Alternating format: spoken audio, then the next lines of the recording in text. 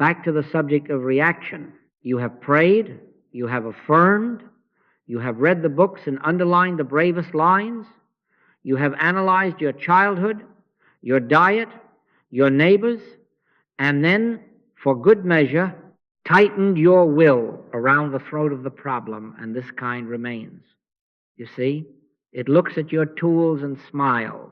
I have sat at bedsides in Los Angeles and Manhattan and out on Maui, where the instruments were perfect, the reasoning fine, the truth statements correct, and yet the appearance did not budge.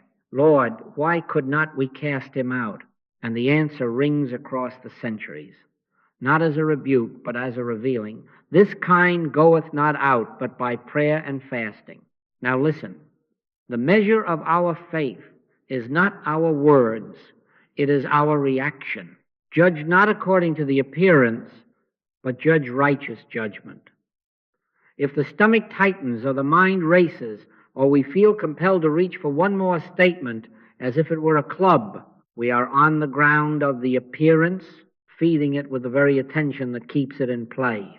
Faith, the degree of faith, is shown by our non-reaction, by the refusal to confer power upon the picture, by the quiet awareness that be still and know that I am God is not poetry but instruction. When the case is stubborn, it is usually because we keep meeting it at the same level at which it was born, thought contending with thought, fear fencing with concept, human mind doing battle with its own shadow. Do you see that? All right. I am not offering you another sharper sword for the same arena. Not a new formula for the intellect, not a brighter affirmation to fling across the room. The premise, and it is a solemn one, is of a deeper yielding in which the mind ceases to manufacture solutions and becomes a transparency for what cannot be thought about. God isn't mind, God isn't even soul. Nobody knows what God is. But I, God, am the solution to all problems when mind is silenced enough to let me reveal myself. Take no thought for your life. Not because thought is wicked, but because thought, busily fixing, perpetuates the very dream it seeks to end. So the rule for this entire work together, let us write it upon the heart now, is this. We will not fight appearances. We will not justify them. We will not try to change them humanly. Never enter the case humanly. Never permit yourself to give human advice. Our interest is not in a better picture. Our interest is in the dissolving of hypnotism through the presence that needs no argument. If spiritual harmony is to be revealed by a way you and I had not imagined, let's have it. We will learn how appearances dissolve of themselves when their seeming law is withdrawn, when the mental feeding tube is removed, when we neither fear, love, nor hate them. You say, but what of my daily life, my office, my home, the child who coughs at midnight? The exit is beyond thought, yes, but not beyond life. The kingdom of God is within you. Right there in the midst of the desk, the kitchen, the hospital corridor, there can be a split second of holy quiet in which you do not add one grain of mental substance to the picture, and in that instant the government shifts. Principle begins to govern. If thought cannot heal what thought continually recreates, then the door must be the stillness that lets another order appear. This is prayer as God contact. This is fasting as withdrawing attendance from the claim we will walk that path. Gently, firmly, and we will not watch the clock while we walk it. Back to the subject of reaction, because here the foundation is laid, and without it we build our house on sand. Judge not according to the appearance, but judge righteous judgment. What is reaction? It is any movement of mind which says, you are something to the picture before it. Fear is reaction, yes, but so is hatred. And now listen, so is love, fascination, diagnosis, excitement, the feverish eagerness to improve the picture. The mind in any of these states pays a tithe to the appearance and says, you have standing, you have life, you have power. And the degree to which we react is the degree to which the pattern draws its seeming strength. Do you see? If it can get you to tremble or to rage or to adore, it has already received your worship. You have put a coin in its machine, and it need only keep playing the tune. Consider it across the board, because in health, money, relationships, habits, the costume may change, but the actor is the same. A cough at midnight, and the fear leaps reaction. The wheels of physiology begin to turn under the law we have granted. A balance sheet in red ink, and we hate the creditor or worship the potential investor reaction. And with it, the pattern feeds on our certifying stamp. A loved one grows cold, and we burn to set them right, to coax or correct reaction. The appearance swells because we conceded reality to a picture of separation. The old habit of drink, a screen, a familiar resentment puts on its best suit and whispers, remember me, and whether we fight it savagely or nostalgically pet it, that is reaction. The wheel turns where we oil it with attention. Improvement seeking now is the most pious of reactions. We say, but I only want health, I only want harmony, I only want spiritual success. Beware. To want to change the picture is to confess that the picture is power. Resist not evil, said the Master, not because we are to lie down under it, but because resistance is a rope we grasp, and the minute we grasp it, we are in the tug of war. The quiet of principle is cut, the mind is in contest, truth statements become arrows, and you cannot shoot your way into be still and know that I am God. Improvement seeking, however refined, often hides the same secret. If I could make this appearance behave, I would be at peace. No, peace is the ground on which appearances cease to claim law. So we come to the middle path.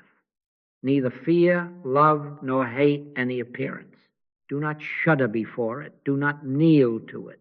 Do not romance it. Do not make a case history of it.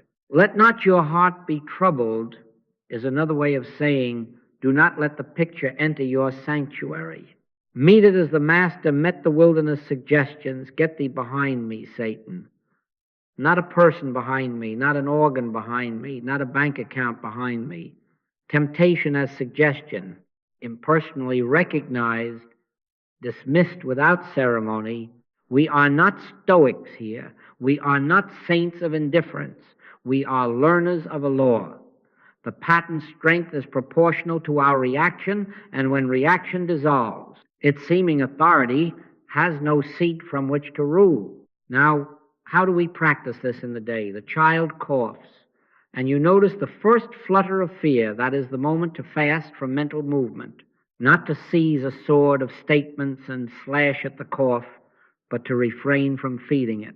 The email arrives with a demand you dreaded, and you feel the burn. Withdraw your hand from the rope. Refuse the contest. The beloved is distant. The mind reaches for counsel, scripts, outcomes. Put the scripts down.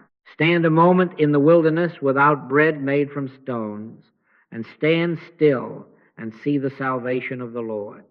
In that stillness, you have not denied the scene. You have denied it your worship. This is the measure of faith. You say you trust God, then let it be shown in the absence of reaction. This does not make you careless. It makes you transparent to principle. And because we must be precise for the work to deepen, we are going to ask in the next breath, to what exactly are we reacting? You think it is a person, an organ, a balance sheet, a headline. More often, it is an impersonal, universal belief operating as if it were law. For we wrestle not against flesh and blood, said the apostle, and that is our bridge to the next step. If there are no persons in the case, then reaction to persons is wasted fuel. Withdraw it and watch what happens when the seeming law finds no believer to enforce it. All right, let us take the veil off persons now, because until we do, we will keep patching a costume while the actor walks free. For we wrestle not against flesh and blood, said the apostle. And if you will pause a moment with that, you will see he gave us the diagnosis that ends the witch hunt. Not this man, not this woman, not this body, not this bank account. Principalities, powers, the rulers of the darkness of this world. What is that in our day's language? Universal belief appearing as your scene, masquerading as your private fate. This kind is rarely personal. It is a suggestion claiming law, and it borrows your name so you will defend it. You say contagion, and already the newspapers and the neighbors and the ancestors line up to testify. But what is contagion but a universal belief in life apart from God, law apart from principle, intelligence in a germ? 1,000 shall fall at thy side, and 10,000 at thy right hand. But it shall not come nigh thee, not because you are a special person, but because in God there is no opposite law to oppose health, no power over against life. You say heredity, mother had it, father had it, I am bound to it. And the Master answers, call no man your father upon the earth, for one is your Father which is in heaven. Do you see? Not a denial of your loving family, but a denial that bloodlines are law. Law is spiritual. Identity is Christ. The rest is costume the belief uses to make itself respectable. Scarcity, it puts on the seasons and the headlines and the market cycles and whispers, there are good years and lean years, measure your soul by the Tao. But the word stands. Consider the lilies. Your heavenly Father knoweth that ye have need of all these things. Scarcity is not a condition. It is a hypnosis that says supply is outside and timed by calendars. Addiction, identity. I am this kind of person. I always go back. Once an addict, always an addict. That is not a person speaking. That is a creed recited through many mouths, asking you to sign it again. There is neither male nor female, for ye are all one in Christ Jesus. And there go the tired decrees. Men are like this, women are like that. Universal beliefs, wearing pronouns. Now listen, the quickest way to strengthen a universal belief is to take sides with or against a person. The moment you blame the boss, the partner, the parent, the doctor, or yourself, you have brought the belief down from thin air and pinned it on a chest. You have made it concrete and given it a home address. You are inflaming the case with personality. And then every reaction, anger, pity, self-condemnation becomes oil on its lamp. Do not do it. Never enter the case humanly. Never permit yourself to give human advice, not even to your dearest self. We are not dealing with a villain. We are not rescuing a defective body. We are not reforming a doomed temperament. We are witnessing a suggestion that has no law and no power, seeking a believer. So here is our first pivot, quiet and exact. This has nothing to do with me or him or her as person. This is an impersonal suggestion. No law, no power. There is only one power. Let that be said gently, without heat, without contest, and let it be recognized, not hurled. You see the difference? When the recognition is pure, not combative, the mask slips. You can feel it. The wheel slows. The rope loosens in your hand. But beware, friends. The moment we see it as belief, the clever mind will try to fix it with a telescope of truth statements. It will repeat, refine, and intensify the phrases until they are lances, and sometimes there is a little relief, a lovely shifting of air. Thank God for every breath of that. Yet you know and I know there are cases that smile at our finest words. Lord, why could not we cast him out? Because this kind goeth not out but by prayer and fasting. And so we will go beyond the fixing mind into that fasting which withdraws our mental feeding and into that prayer which is not speech at all, but God contact. Not yet. We are moving there. For now, remember, no persons in the case. Refuse the sides. Unmask the belief. Stand without reaction, without blame, and you will have taken from this kind the one thing it must have to live your identification. Now let us be honest with one another, because honesty in this work is a kindness. Many of us have been helped by affirmations, by denials, by the clear statements of truth that lifted us out of fear and set our feet on steadier ground. Early in the path, a word remembered, there is only one power, has turned a night of terror into a sigh of peace. Be grateful for that, for wherever the light first broke in, cherish it. But you also know, and I know, there comes a point where the repetition stalls. The same phrases, beautifully true, begin to feel like a treadmill. The appearance smiles and says, say it again, and we do, louder, faster, sterner, and this kind remains. Do you see? Why? Because truth can be used in two ways. As a pointer, it is holy. It points away from the picture and back to principle. It says quietly, not with heat, no law, no power, only God. And then it releases the mind from its grip. But as a weapon, truth is still combat. When we seize a statement to bludgeon an appearance, we are in reaction. We have taken the case humanly, dressed our fear in spiritual vocabulary, and entered the contest. In that moment, the statement stops revealing God and starts feeding the contest. For the letter killeth, but the Spirit giveth life. The letter, yes, even the letter of truth without spirit, becomes a club in the hands of anxiety. Now listen closely. God isn't mind. God isn't even soul. Nobody knows what God is to the reasoning mind. Which of you, by taking thought, can add 1 cubit unto his stature? Said the Master. And I tell you, which of you, by taking thought, can compel God to act? You cannot. Not because God is reluctant, but because God is not a concept and does not move at the push of your syllables. Take no thought for your life is not a counsel to neglect. It is an instruction to withdraw the mental machinery that imagines it can manage God. When the mind tries to make truth true, it has confessed that it believes truth might not be true unless it exerts itself. Absurd, but there it is. I had a case, let us not name places now, where a dear man sat up nights reciting all the finest lines we have ever loved, pages of them, you see, like a litany of courage, and the pain, polite but stubborn, stayed within arm's reach. When the time came that he was too tired to speak, too tired even to remember, there was a short, involuntary hush, almost an embarrassment of quiet, and in that split second, the breath changed. The pain lost its center. Nothing was done. No declaration finished the job. Silence made room for presence. Not by might, nor by power, but by my Spirit, saith the Lord.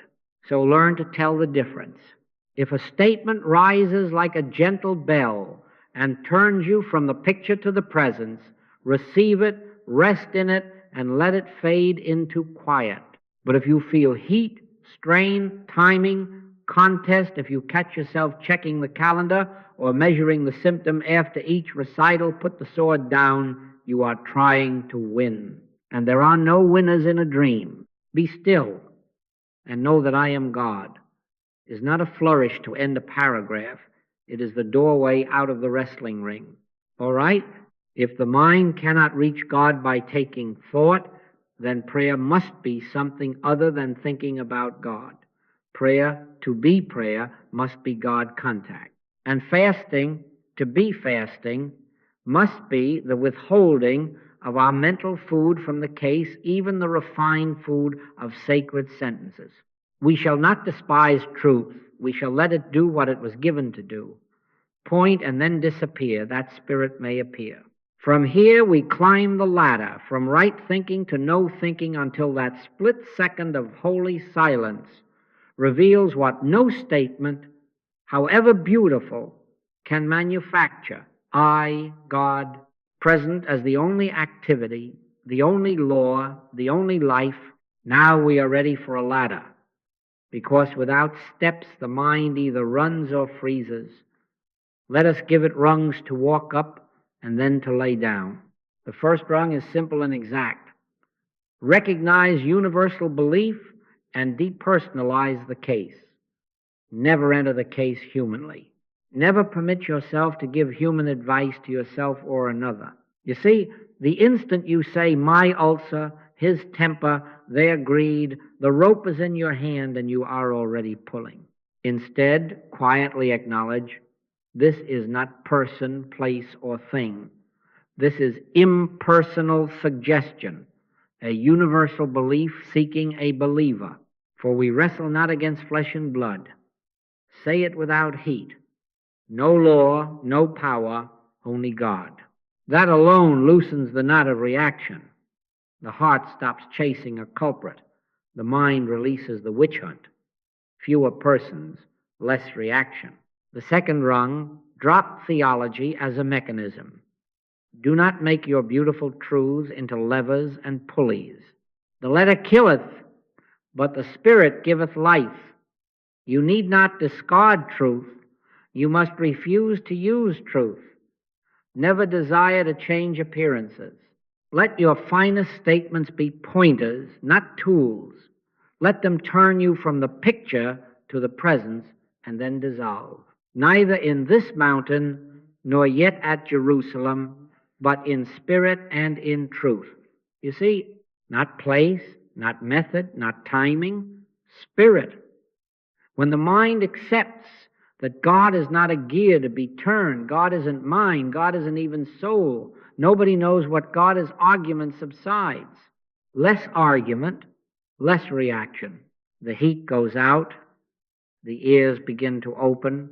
The third rung is sharper. Relinquish personal clinging and outcome. Lay down the private script, how it must look, when it must arrive, who must be pleased. If you are not willing to leave mother, brother, sister, father, for my sake, you are still entangled in outcomes and loyalties. Not my will, but thine. Be done. That is not piety. It is technique of freedom. Refuse sides. Refuse forecasts. Refuse to be found on the field where winning and losing take turns wearing halos. Resist not evil, not because evil is to be coddled, but because resistance is consent to a duel. When you stop measuring progress by symptoms and calendars, don't look at your demonstration day by day. The last pockets of reaction begin to drain. Less outcome, less reaction, more room. And now the fourth rung, which is the landing. Enter prayer as listening. If the mind cannot add 1 cubit by taking thought, then prayer must be the moment when thought yields. Not thinking about God, not improving the picture, but inner stillness, 1 split second of holy hush in which God is contacted. Be still and know that I am God. That contact, not the words that may surround it, is the activity. It is the answer revealing itself as the only life, the only law, the only presence. Here the aim is set right, not to get God to do something, but to stand where God is already the doing.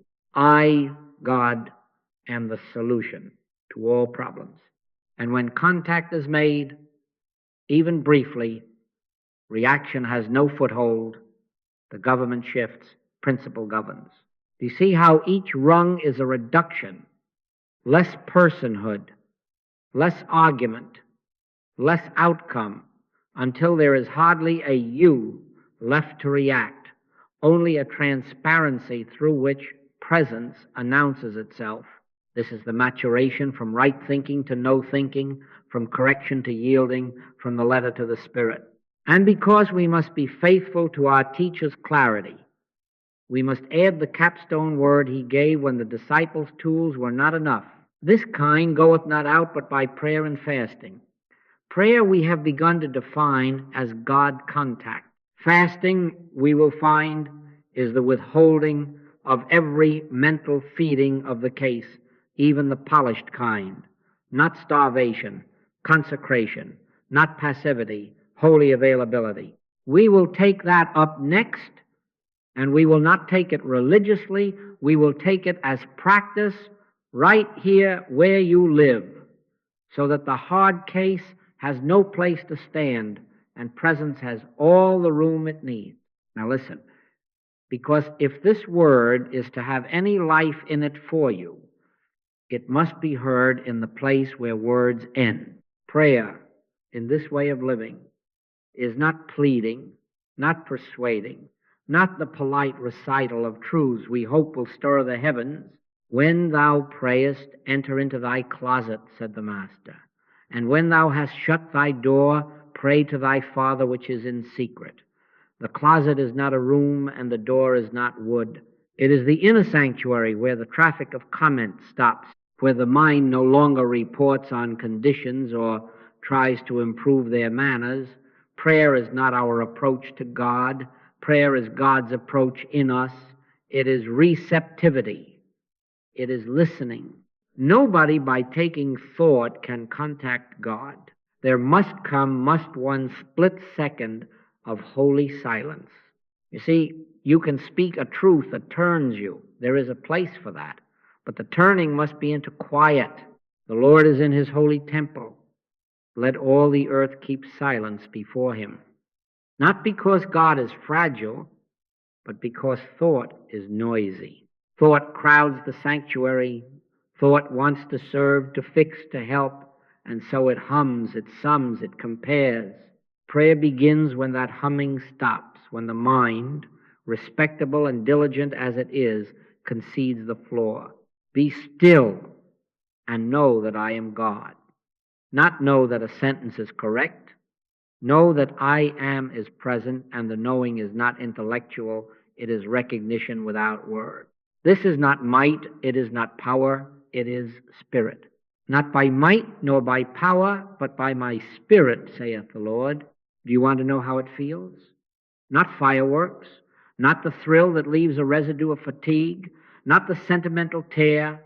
Often it is as modest as a door clicking softly on its latch. A breath releases. A rightness unmapped by the mind is simply there. The problem, which one moment ago was the loudest voice in the room, finds itself without a microphone. The heart is unanxious without having solved anything, and a strange, homely certainty stands where narrative used to be. Sometimes there is a phrase before it, like a bell, there is only one power, or I, God, am the solution to all problems, and then the bell dies away, and in the hush, presence announces itself. Sometimes there is not even a bell, only a gentle emptying, as if a hand took the weight from the rope you were holding. Do not time it. Do not congratulate it. Do not analyze it. Which of you, by taking thought, can add 1 cubit unto his stature? Which of you, by taking thought, can measure God contact? The moment you try to help it along, you are back in the workshop of mind, oiling levers that have no jurisdiction in this temple. Let the silence have its perfect work. Elijah did not find God in the wind, nor in the earthquake, nor in the fire, but in a still, small voice. That voice is not a sentence. It is a presence recognizing itself at the center of your being. It does not tell you how to fix the picture. It renders the picture unauthoritative. That is why you can leave persons alone, let sides alone, and refuse outcomes. The government has shifted. And, all right, since we are practical souls, how is this entered in the day? You step aside inwardly, sometimes in the middle of a hallway, sometimes with your hands in the dishwater, and for 5 seconds you refrain from feeding the report. You do not reach for a hero line, you do not kick at a villain, you let the inner door close and you wait. Stand still and see the salvation of the Lord. If a word rises that turns you, take it and let it fall away. If nothing rises, let the nothing be holy. Stay until there is that little click, or until there is at least the relinquishment of strain. Then move on, not carrying the case with you by the handle of thought, but letting principle carry you. In this way, prayer ceases to be labor and becomes life. Pray without ceasing, said the apostle, and you cannot repeat without ceasing, but you can consent without ceasing.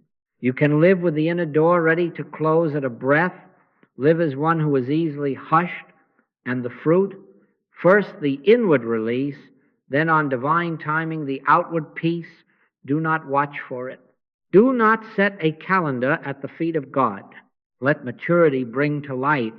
Now, if prayer is this listening, this consent to be still until God contacts us, then you can see what fasting must become. It is not a menu. It is a refusal to feed the mind's habit of commentary. It is the withdrawal of every mental morsel, even the sacred ones that would keep our mouths moving in the sanctuary. We will take that up, you see, because until the tongue of the mind is quiet, the ear of the heart cannot fully hear. Now let us take this word fasting out of the pantry and put it where the Master put it inside. Is not the life more than meat? And again, when ye fast, be not as the hypocrites of a sad countenance. If you think fasting were a menu, you could starve the body and still feed the mind 3 meals an hour on diagnosis, rehearsal, plans, defenses, and listen on spiritual slogans. That is not fasting, that is snacking in the sanctuary. Fasting for this work is the refusal to keep feeding the case with thought. Not only the dramatic thoughts of fear and rage, but the respectable thoughts, the private analysis, the autopsy of yesterday, the future map you draw in the air, and the little candies of truth you pop when you are nervous.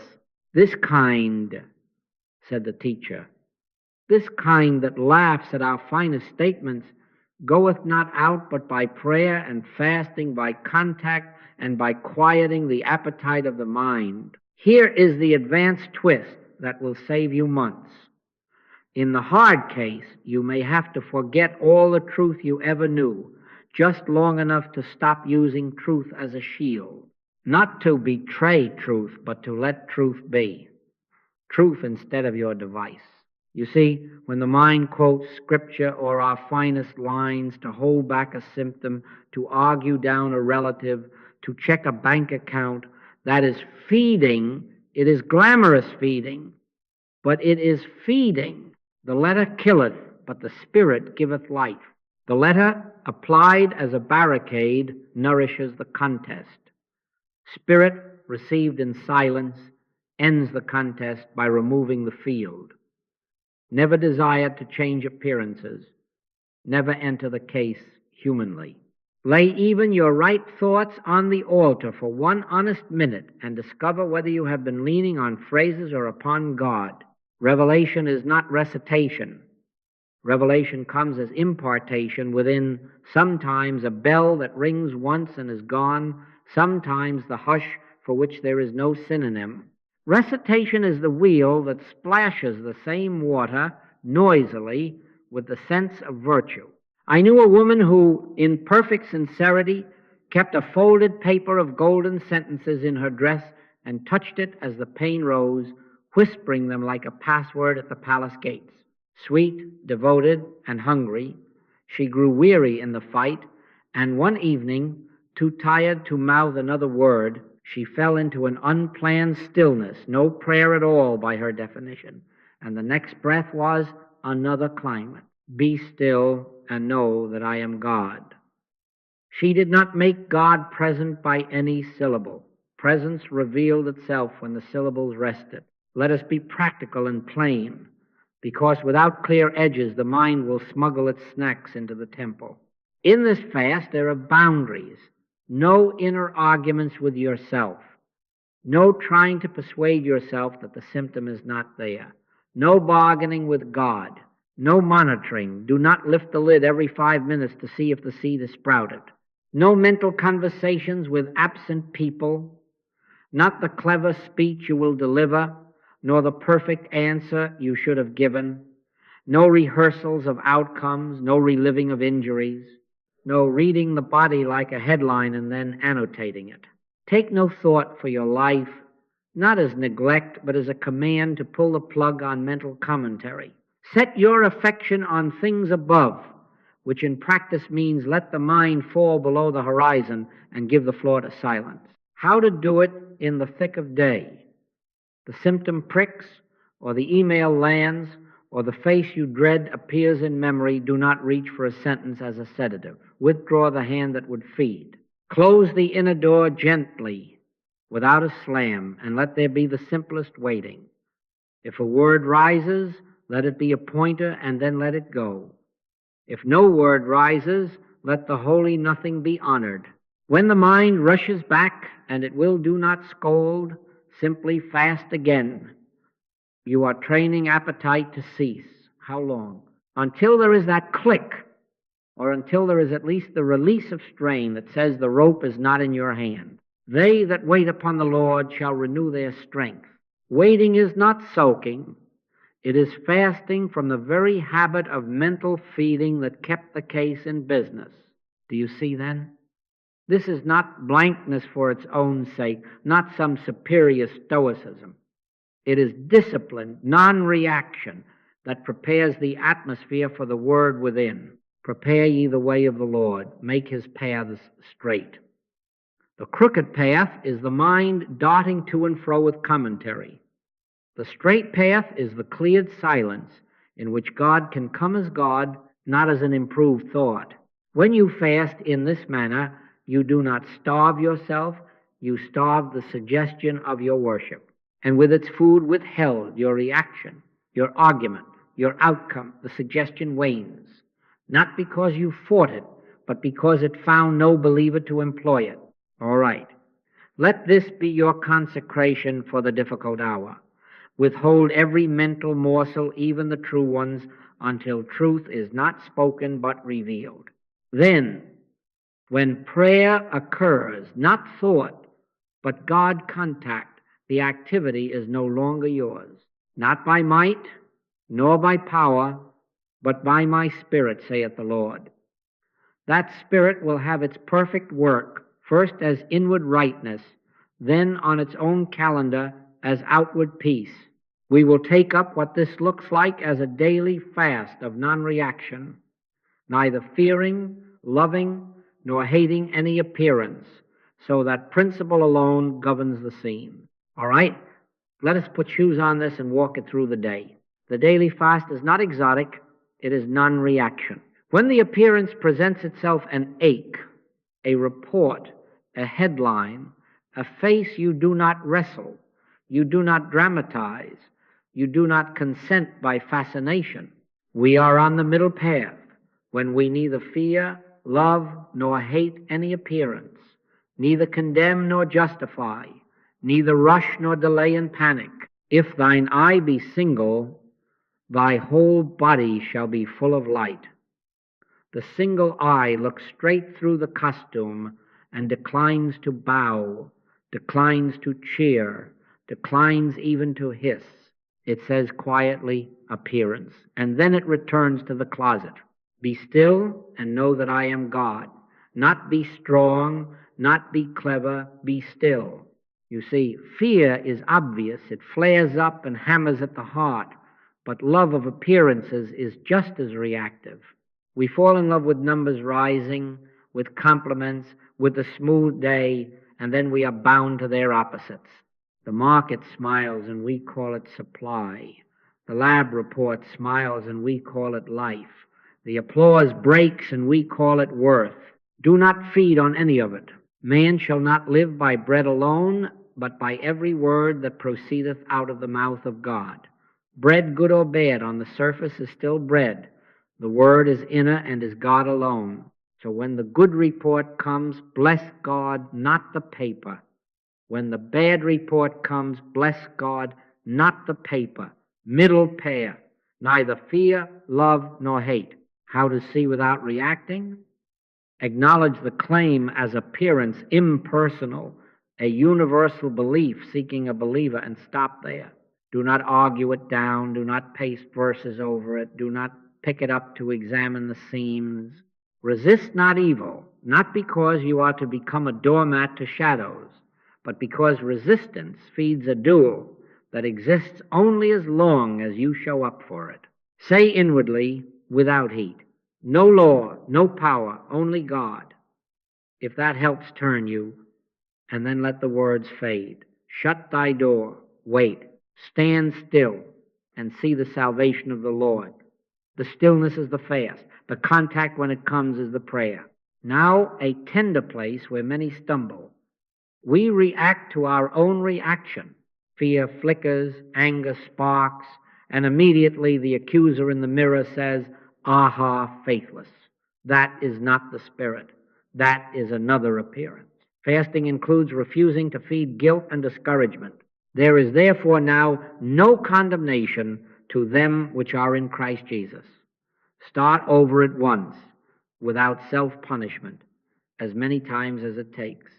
Each restart weakens the appetite to react. Each quiet refusal drains the batteries of the appearance.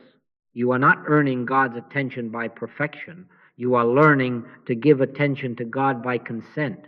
And let me say gently, non-reaction is not neglect of life. It is the refusal to enthrone appearances as power or reality. From the stillness, actions may be given you, words to speak, a step to take, a phone to pick up, but the temperature is different. No heat, no haste, no hidden bargain. Not by might, nor by power, but by my Spirit, saith the Lord. You will find that the word which comes out of silence carries weight completely out of proportion to syllables. It cuts without wounding. It places without pushing. This becomes very sharp in our dealings with people, and we will take it up directly, because there, more than anywhere, we think sides and outcomes are holy. For now, learn the posture. When your adversary appears, whether in the office, at the table, or in the memory, neither fear the face, nor love the approval, nor hate the criticism.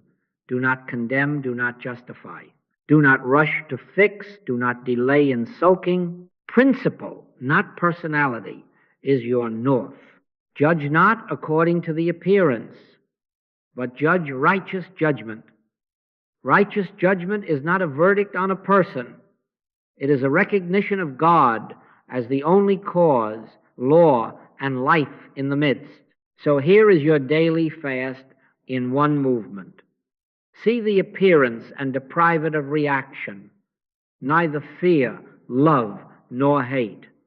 Return to the closet and be still. Wait for the click. Move only as guided.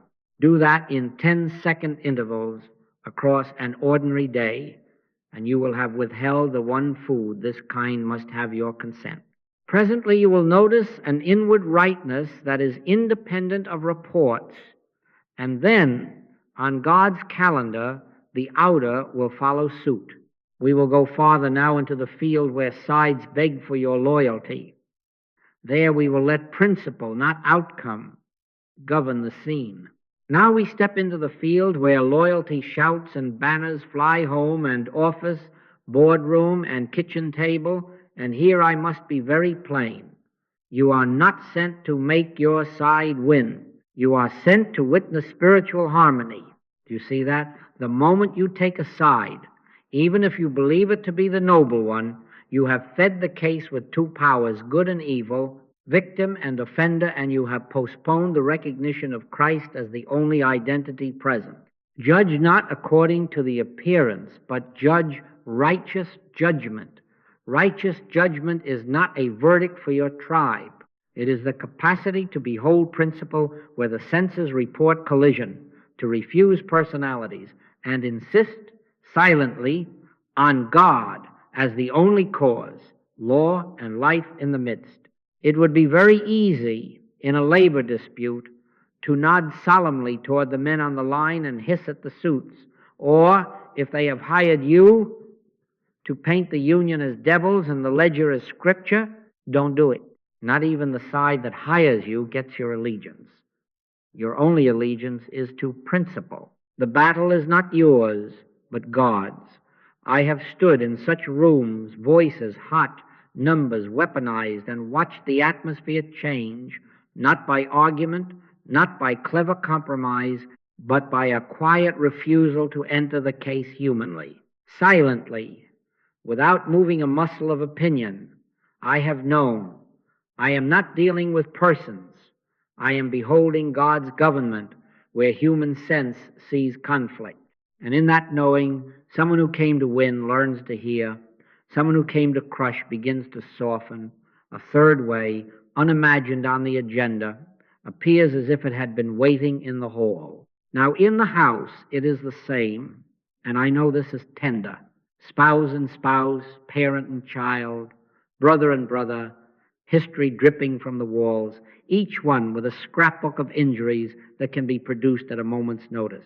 Do not read the scrapbooks. Do not ask who is right. You are not a referee. You are an altar. You stand inside and refuse sides.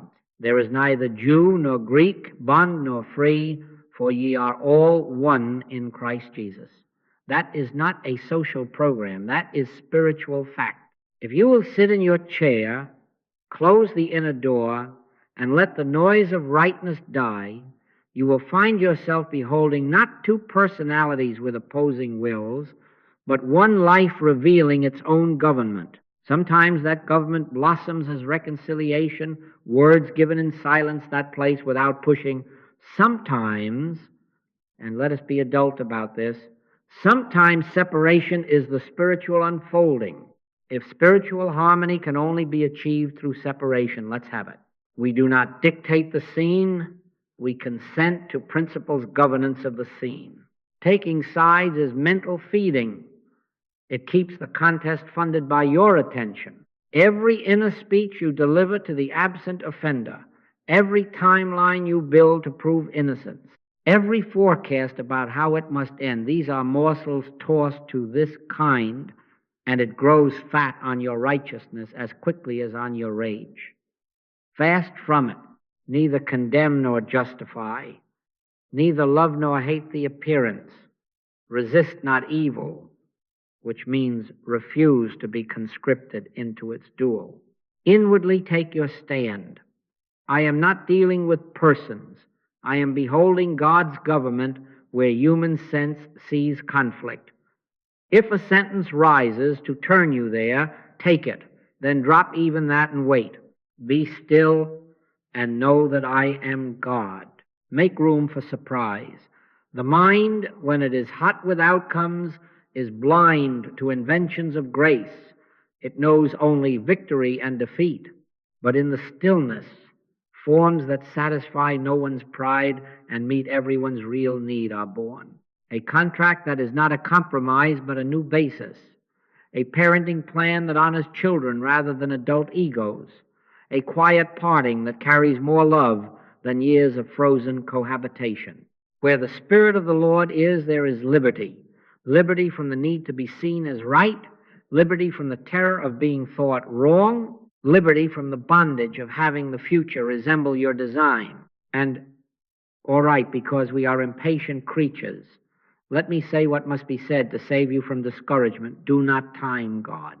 Don't look at your demonstration day by day as if you had a crop clock on the mantle. Let patience have her perfect work. The first proof of principles government is not a headline. It is the inward release from taking sides, the sweetness of a heart unhitched from outcome. Then, on the calendar you did not make, the scene will show its rightness. We will take up timing next.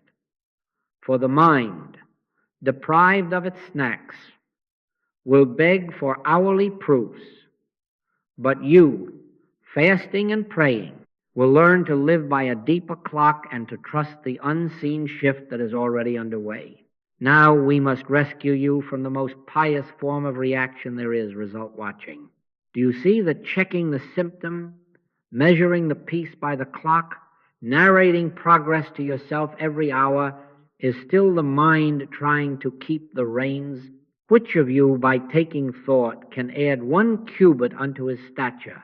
The mind says, yes, yes, silence is good now. Has it worked yet? And with that one question, you have fed the case another meal. Do not feed it. Let patience have her perfect work. Patience is not passive. Patience is the refusal to pull up the seed to see how the roots are doing. Every glance at the calendar, every comparison with yesterday, every internal memo that says no change is the old government trying to regain the throne. All right? Catch it and stop. Return to the closet. Be still.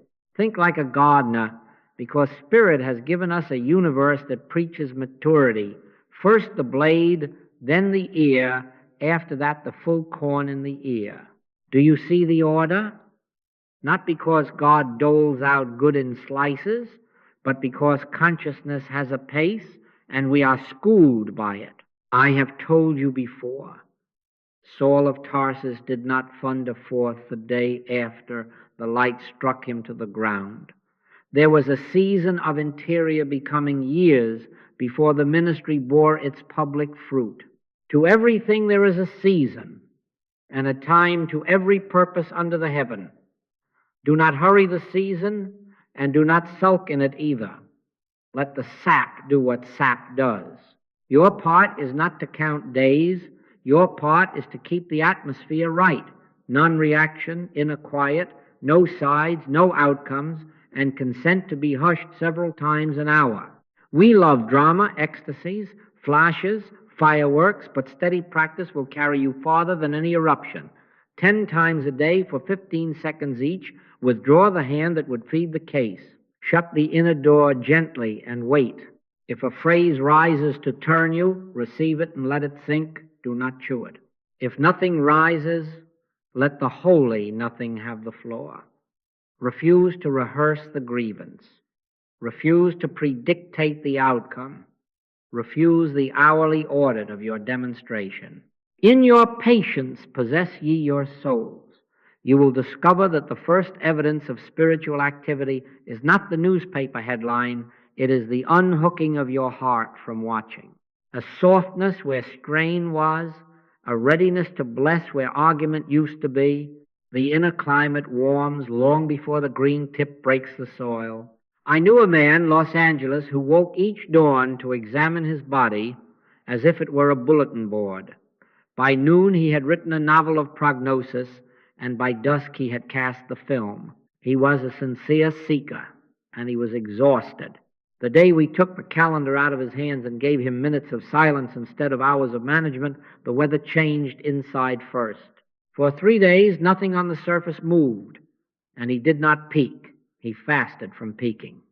On the 4th morning, he dressed without ceremony and walked to the corner without planning it. No trumpet, no headline, just life resuming its own government. They that wait upon the Lord shall renew their strength. Not wait for a symptom to blink.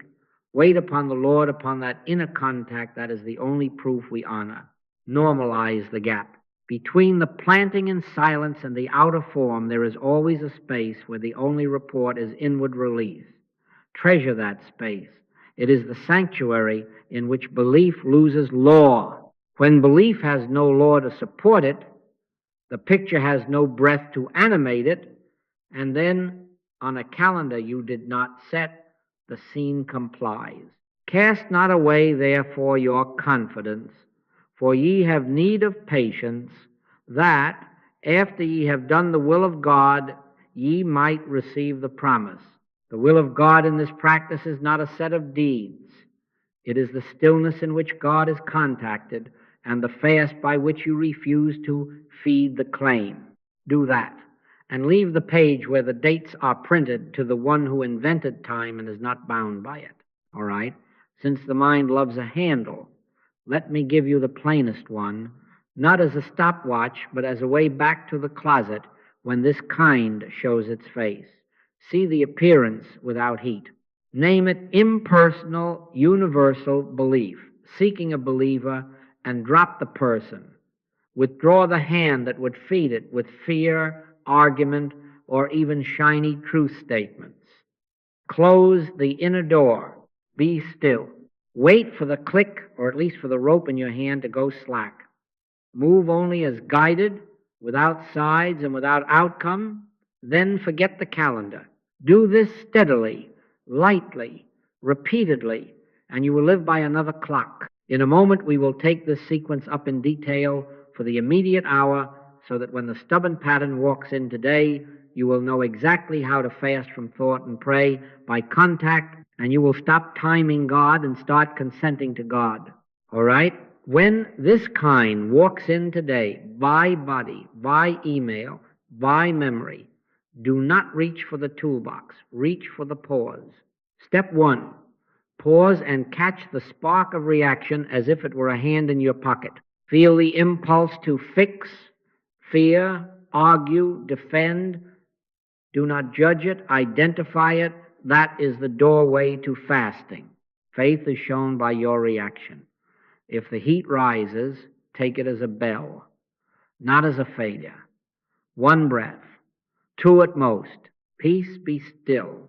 Not to calm the storm out there, but to quiet the storm that would feed it. Step 2, impersonalize at once. Name it silently for what it is, universal belief seeking a believer, not your personal fate, not their malice, not your past catching you. Withdraw blame from yourself and from others. Pull the pins of personality out of the scene. We wrestle not against flesh and blood. You are not dealing with a person, place, or thing. You are beholding a masquerade that borrows your attention to look alive. Say within gently, no person in the case, appearance only. Then stop there. Step 3, drop the mental toolbox. I know you have shining statements. We have written them together. For this moment, lay them down. No affirmations to outshout the ache. No counter-arguments to best the critic.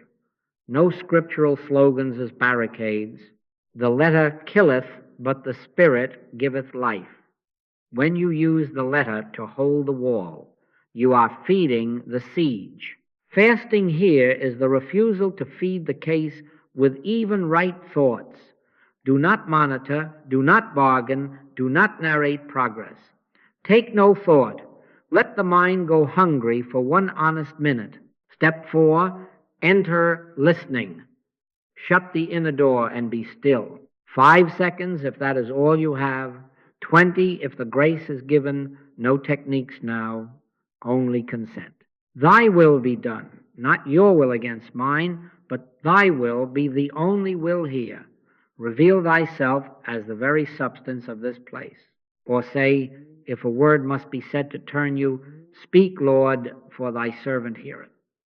Then listen without leaning forward. This is prayer, not effort.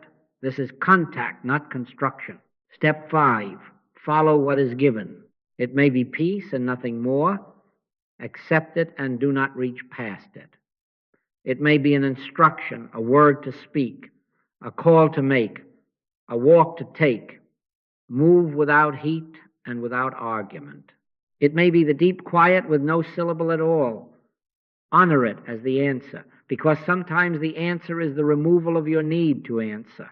My sheep hear my voice, and when that voice is heard, it carries its own authority. It does not ask you to strain. Now, I can hear the mind already. Isn't this irresponsible? What about action? No. Irresponsibility is acting under the lash of fear and calling it duty. Reactionary action is heat trying to push matter. Guided action is weight without pressure. If a child is near the fire, the guidance will be immediate. You will move with no inner scuffle. If the email requires reply, the word given out of silence will be simple and clean, without the vinegar of self-justification. Not by might, nor by power, but by my Spirit, saith the Lord. When action is of the Spirit, it is proportionate, timely, and free of the appetite to win or to punish. When it is of reaction, it is noisy, hurried, and it secretly begs for a particular outcome. You see, In the hard moment, fasting is withdrawing from thought. Prayer is listening until God contact replaces struggle.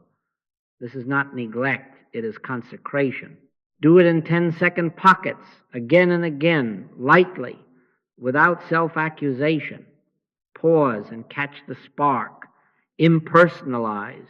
Drop the tools. Enter listening. Follow the impartation. Then forget the calendar and walk on. Stand still and see the salvation of the Lord.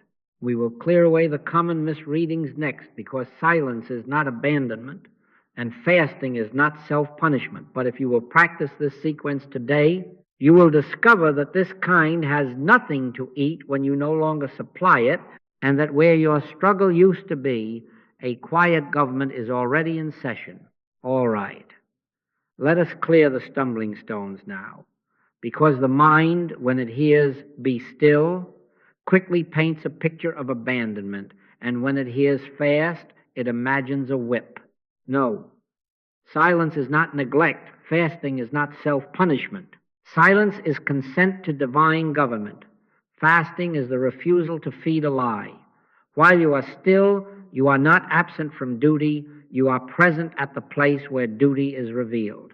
In quietness and in confidence shall be your strength. If the child is near the fire, you will move before a sentence finishes forming. That is not reaction, it is guidance. The Sabbath was made for man, and not man for the Sabbath. You are not commanded to preserve a posture at the expense of love. You are commanded to let love govern the posture. Never give human advice does not mean you will never apologize, never seek help, never set a boundary, never call a craftsman, a counselor, a physician, or a friend. It means you do not prescribe from personality. You do not fix from fear. You do not speak to win. You wait until the inner click, and then you do the human step that is given without heat. Sometimes the word will be, "Go and be reconciled to thy brother." Sometimes the word will be, "Hold thy peace." Sometimes the word will be, "Separate yourselves a while." Do you see? The same hand that parts a sea can also bake a fish for breakfast. Not by might nor by power, but by my Spirit, saith the Lord. When the deed comes of spirit, it is proportionate, clean, and it asks for no trophies. Now, about this fear of emptiness, the mind believes that if it is not busy, it is dying. It says, "Silence is a vacuum. I will lose control." Beloved, you never had control. Which of you, by taking thought, can add 1 cubit unto his stature? The emptiness you fear is not a pit, it is a pasture. In it you will discover the only voice that can be trusted. My sheep hear my voice. And when that voice is heard, it does not coerce, it quiets. The panic that says, "If I stop thinking, I will vanish," is only the universal belief making a last hiring call. Fast from it.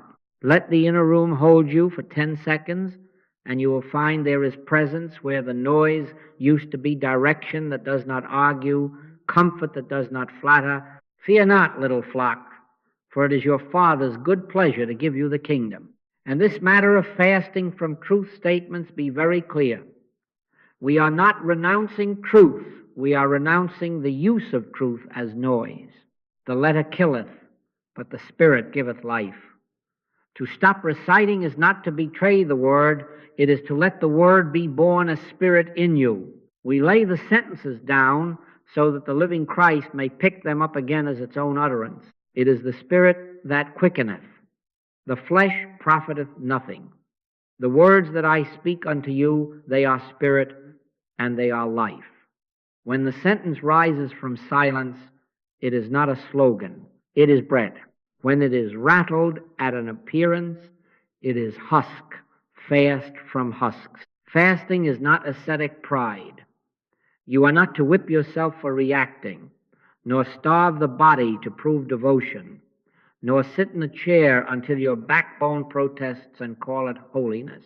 There is therefore now no condemnation to them which are in Christ Jesus, Each time you notice reaction, begin again lightly. Withhold the mental morsel, return to the closet, wait for the click, act only as guided. This is disciplined receptivity, not passivity or punishment. It yields thought to God and then moves in the rhythm of God. So we circle back to the Master's word as a living instruction, not a museum phrase. This kind goeth not out but by prayer and fasting. Take it as your experiment for the next 24 hours. Wherever this kind appears pain, report, person, memory, do three things. Fast from feeding it with thought, even true thought. Pray by entering 5 or 10 seconds of real listening without outcome. And then, if a step is given, take it without heat, without sides, without calendar. If no step is given, be content with the inward release as the first proof. You see, we are not trying to make the sea quiet. We are consenting to discover that beneath our weather there is one who rebuketh the wind without strain. Take the day and find out. Tomorrow we will meet the experiment again and look for the click that tells us the government has shifted within. All right, let us make this plain and livable for one day. Not a crusade, not a vow, just 24 hours of honesty. We have seen that the hard case laughs at our best tools when those tools are still mental. That reaction is the oxygen of this kind. That what poses as your personal doom is, 9 times in 10, an impersonal, universal belief shopping for a believer. And that the capstone is not bright of thinking, but a moment of holy stillness, prayer as contact, fasting as the refusal to feed the picture with fear or with slogans. This kind goeth not out but by prayer and fasting. Do you see that? Not by human victory, not by a stronger will, not by better arguments, but by the silence in which God is known and the mind stops being the chef for appearances. Here is the experiment. For one day, you will not rehearse the grievance. You will not predictate outcomes. You will not condemn yourself or your neighbor, and you will not try to change the appearance. You will seek God contact. Each time the pattern twitches by feeling, by headline, by memory, stop where you are. First, catch the spark without judging it. Faith is shown by your reaction. If heat rises, let the rise itself be your bell. Second, impersonalize immediately. No person in the case. This is a universal belief seeking a believer. We wrestle not against flesh and blood. Third, drop the tools. No statements now, even the best ones. Let the letter be quiet so that the spirit may speak. Fourth, enter 10 to 30 seconds of unadorned listening. Shut the inner door. Be still and know that I am God. Not your will against mine, but thy will be the only will here. Reveal thyself as all that is. Then, fifth, go on with your day without result checking. Which of you, by taking thought, can add 1 cubit unto his stature? Do not peek at the calendar. Do not take the pulse every hour. Do not narrate small victories or defeats. Let patience have her perfect work. If you fail, and you will notice you do, you begin again. Lightly, at once. No penance, no pride. Fasting here is not a heroic strain. It is a consistent refusal to feed the image. 10 seconds at a time is sufficient. 10 times in an hour, if the hour is hot. You are not earning God's attention. You are consenting to give your attention where God already is. In quietness and in confidence shall be your strength. Confidence not in outcomes, but in presence. God is not your mind and not your muscle. God is not even the power you try to borrow. God is, nobody knows what God is, but God is the living reality that, when contacted, dissolves the lie without a duel. Now, do not add a side quest. Neither fear, love, nor hate the appearance. Do not become holy about your experiment. Smile when you forget, return when you remember. If an action is given out of the silence, take it without heat. If only peace is given, treasure peace, and do not reach beyond it. Stand still and see the salvation of the Lord. The first proof is inward release. The rope goes slack in your hands. After that, on a calendar you did not print, the picture will show the fruit. First the blade, then the ear, after that the full corn in the ear.